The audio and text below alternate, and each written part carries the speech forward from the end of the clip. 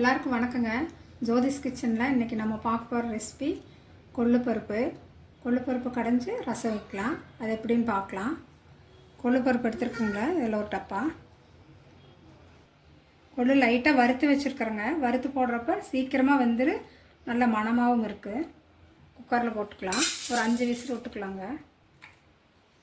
அது கூட பூண்டு போட்டுக்கலாம். 4 தக்காளி எடுத்துருக்கேங்க. பருப்புக்கு 2, ரசத்துக்கு 3 தக்காளி. உப்பு போட்டுக்கலாம். மஞ்சள் தூள் போட்டுக்கலாம். தண்ணி தேவையான ஊற்றிக்கலாம். வரமிளகாய் காரத்துக்கு தகுந்த மாதிரி, மல்லி 1 ஸ்பூனு, ஜீரகம் 1/2 ஸ்பூனு. இது 3மே வறுத்து வச்சுருக்கேங்க. இது நம்ம பவுட்ரு பண்ணி வச்சுக்கலாம் மிக்சியில். கொள்ளுப்பருப்பு கடையிறப்ப போட்டு கடைஞ்சோம்னா நல்லா மணமாக இருக்குது. கொள்ளுப்பருப்பு வெந்துருச்சுங்க. 5 விசில் விட்டு எடுத்துட்டோம். நல்லா வந்திருக்கு. ரசத்துக்கு அதே மாதிரி தண்ணி இருத்தாச்சு. அது கூட கொஞ்சம் புளி போட்டுக்கலாம். இதில் பவுட்ரு பண்ணி வச்சது போட்டுக்கலாம். இது கடைஞ்சிட்டு வந்துடலாங்க. கடைசியாக தாளிச்சிக்கலாம். ரசமும் தாளிச்சிக்கலாம். கொள்ளுப்பருப்பு தாளிச்சிக்கலாங்க. கடாய் வச்சு எண்ணெய் ஊற்றி காஞ்சிருச்சுங்க. இனி கடுகு போடலாம்.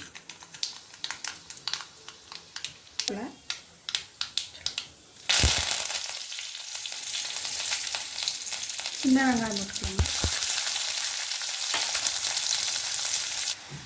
வெங்காயம் நல்லா வதங்கி வந்துடுச்சுங்க. இனி பருப்பில் எடுத்து ஊற்றிடலாம். கொள்ளுப்பருப்பு ரெடி ஆயிடுச்சுங்க. அதை தாளித்து கொட்டியாச்சு. நல்லா டேஸ்ட்டாக இருக்குது. இதே மாதிரி நீங்களும் செய்து பாருங்கள். இனி ரசம் தாளிச்சிக்கலாங்க. ரசத்துக்கு இதெல்லாம் கரைச்சி வச்சுருக்குங்க. தக்காளி, புளி, கொள்ளு தண்ணி எல்லாம் தேவையான அளவு தண்ணி ஊற்றி கலக்கி வச்சுருக்கு. இதில் ஜீரகம், மிளகு, பூண்டு, பெருங்காயம் இது நுணுக்கி வச்சுருக்குறோம். கருவேப்பிலை போட்டுக்கலாம். மல்லி இலை போட்டுக்கலாம். மஞ்சள் தூள் கொஞ்சம் போட்டுக்கலாம். நீங்கள் தாளிச்சிக்கலாங்க. ரசம் தாளிச்சு விட்டுக்கலாங்க. எண்ணெய் சூடாயிடுச்சு. கடுகு போட்டுக்கலாம். வெங்காயம் 1/4 ஸ்பூனுங்க. வரமிளகா, ரசத்துக்கு ஊற்றிக்கலாங்க. தண்ணி